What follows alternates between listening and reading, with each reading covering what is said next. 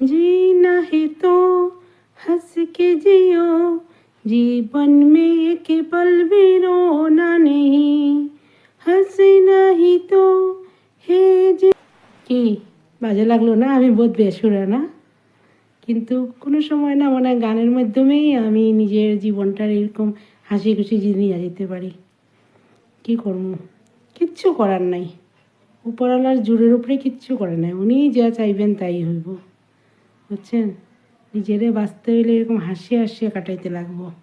তোমার ভিতরের কান্না কেউ দেখতো না, কিন্তু উপরের হাসিটা সব দেখবো।